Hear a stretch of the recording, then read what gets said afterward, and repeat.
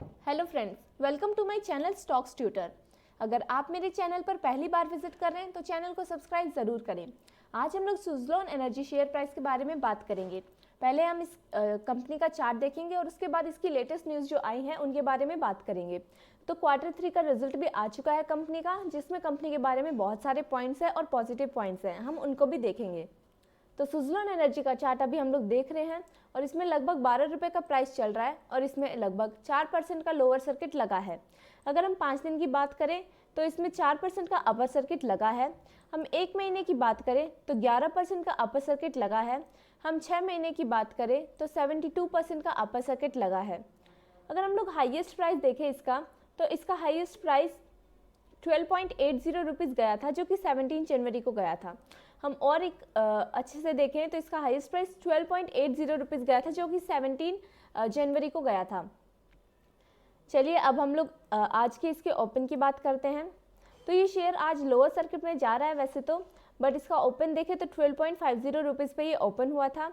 इसका हाई देखें तो 12.50 रुपीज़ इसका हाई गया था और इसका लो 11.80 रुपीज़ गया था।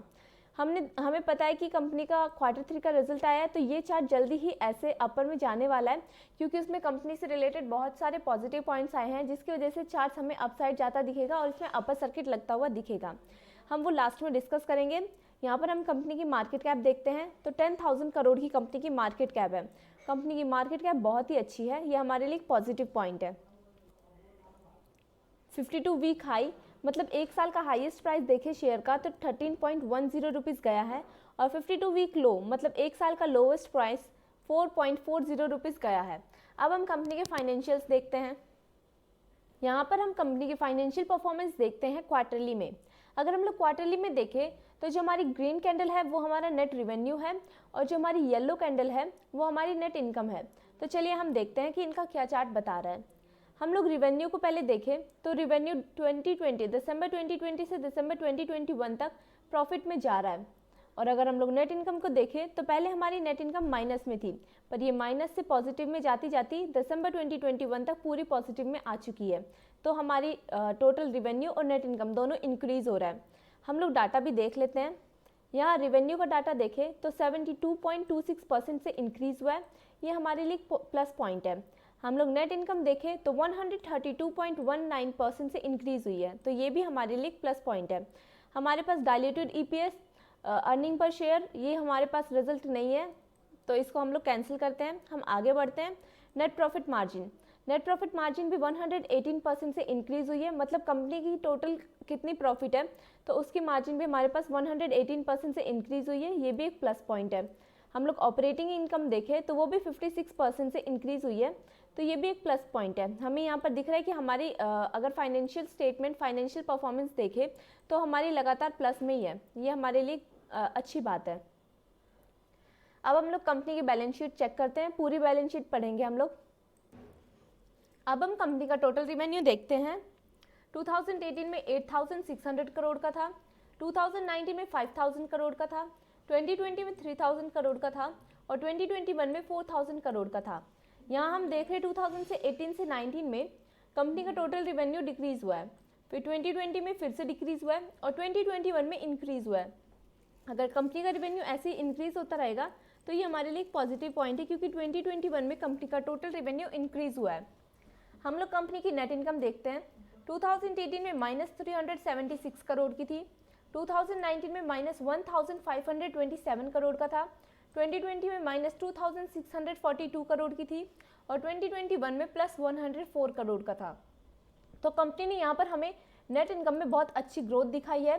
2018 से 19 में कंपनी का रिवेन्यू लॉस हुआ था कंपनी को, जिसकी वजह से कंपनी की नेट इनकम डिक्रीज़ हुई थी, माइनस में चली गई थी। बट 2020 में कंपनी ने फिर से माइनस में गई, बहुत बुरी बात थी, कंपनी को लॉस हुआ था। बट 2021 में कंपनी ने एक बहुत अच्छा रिकवर किया, कंपनी ग्रो हुई है, जिसकी वजह से -2,000 से कंपनी प्लस पॉजिटिव प्रॉफिट में 104 करोड़ के प्रॉफिट में गई है। यह हमारे लिए एक बहुत बड़ा पॉजिटिव पॉइंट है कंपनी के लिए और उसके शेयर होल्डर्स के लिए भी। अब हम लोग कंपनी के एसेट्स और लाइबिलिटीज़ भी देखते हैं।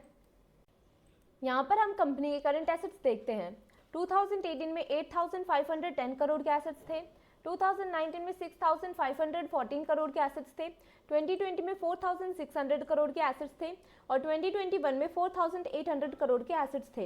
यहाँ पर कंपनी के एसेट्स डिक्रीज हुए हैं, यहाँ पर 2020 में फिर से डिक्रीज हुए, पर 2021 में फिर से इंक्रीज हो गए।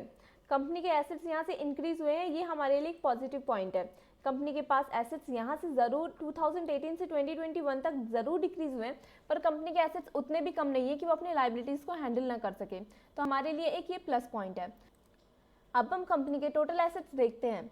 2018 में 11,000 करोड़ के एसेट्स थे, 2019 में 8,800 करोड़ के एसेट्स थे, 2020 में 6,500 करोड़ के एसेट्स थे और 2021 में 6,600 करोड़ के एसेट्स थे।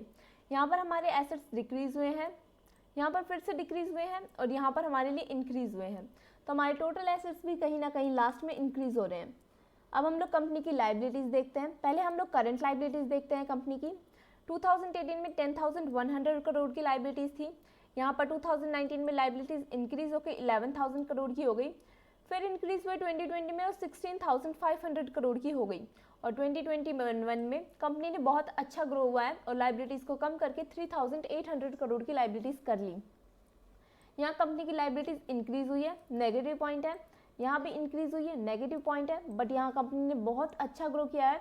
उसके एसेट्स भले ही कम है, पर अगर हम लोग 2021 का रिकॉर्ड देखें तो उसने अपने करंट एसेट्स इंक्रीज किए, टोटल एसेट्स इंक्रीज किए और अपनी करंट लाइबिलिटीज़ भी डिक्रीज की है। तो हम जानते हैं किसी भी कंपनी को ग्रो करने के लिए एसेट्स ज़्यादा होने चाहिए और लाइबिलिटीज़ कम से कम होनी चाहिए, तभी कंपनी अच्छा ग्रो करती है। और यहाँ पर कंपनी ने अपनी लाइबिलिटीज़ 16,000 से 3,000 तक कर ली है, ये हमारे लिए एक बहुत बड़ा प्लस पॉइंट है। अब हम कंपनी की टोटल लाइबिलिटीज़ भी देख लेते हैं। 2018 में 18,000 करोड़ की थी, 2019 में 17,300 करोड़ की थी, 2020 में 17,500 करोड़ की थी और 2021 में 10,000 करोड़ की थी। यहाँ भी अगर हम लोग ओवरऑल देखें तो कंपनी ने अपनी लाइबिलिटीज़ कम की है, ये भी हमारे लिए प्लस पॉइंट है। हम जानते हैं कंपनी की लाइबिलिटीज़ कम से कम होनी चाहिए, तो यहाँ पर 17,000 से 10,000 की है। तो कंपनी ने 2021 में अपने रिजल्ट्स बहुत ही अच्छे करे हैं और बहुत स्ट्रॉन्ग रिजल्ट्स दिए हैं। कंपनी 2021 में बहुत अच्छा ग्रो करी है। अब हम कंपनी की टोटल प्रमोटर होल्डिंग्स भी देख लेते हैं। अब हम टोटल प्रमोटर होल्डिंग्स देखते हैं। दिसंबर 2020 में 17.46% थी और दिसंबर 2021 में 16.04% थी। और हम अगर बीच के क्वार्टर्स को देखें तो कंपनी के प्रमोटर्स ने अपने हर महीने हर अपने क्वार्टर रिजल्ट के टाइम पर अपने शेयर्स को डाइल्यूट किया है, तो ये हमारे लिए एक नेगेटिव पॉइंट है, पर इतना भी बड़ा नेगेटिव पॉइंट नहीं है क्योंकि कंपनी के शेयर्स बहुत धीरे धीरे डाइल्यूट किए कंपनी ने अपने शेयर्स, जिसकी वजह से हमारे लिए एक छोटा नेगेटिव पॉइंट है। हम लोग देखें तो 16.04% कंपनी के टोटल प्रमोटर होल्डिंग्स है दिसंबर 2021 में। म्यूचुअल फंड्स देखें तो 0.04% है। अगर हम लोग जानते हैं कि म्यूचुअल फंड्स किसी भी कंपनी में अपने पैसे लगाती है तो उसको पूरे अच्छे से फंडामेंटल एनालिसिस करके लगाती है, तो ये हमारे लिए एक प्लस पॉइंट है। हमें किसी भी कंपनी में म्यूचुअल फंड्स के अगर शेयर्स दिखे तो ये हमारे लिए एक प्लस पॉइंट है। अदर डोमेस्टिक इंस्टीट्यूशंस के 11.80% होल्डिंग्स है, ये भी एक प्लस पॉइंट है। और फॉरेन इंस्टीट्यूशंस के 7.63% शेयर्स है, ये भी एक प्लस पॉइंट है। रिटेल और अदर्स जिसमें हम लोग आते हैं उसमें 64.49% है। अब हम कंपनी की कुछ न्यूज़ देख लेते हैं जो कि Q3 रिजल्ट्स लेके आया है। यहाँ पर हम कंपनी की लेटेस्ट न्यूज़ देखें तो दिसंबर 2020 में कंपनी की नेट सेल्स हुई थी 444 करोड़ रुपीस की, बट कंपनी ने अपनी नेट सेल्स 125% से इंक्रीज की है और दिसंबर 2021 में कंपनी की नेट सेल्स हुई है 1001 करोड़ रुपीस की, जो कि एक बहुत ही अच्छा प्लस पॉइंट है। दिसंबर 2022 में कंपनी के जो रिजल्ट्स आने वाले हैं वो बहुत ही बूम करने वाले हैं। अब यहाँ पर हम लोग देखें तो कंपनी ने अपने लॉसेस भी कवर किए हैं।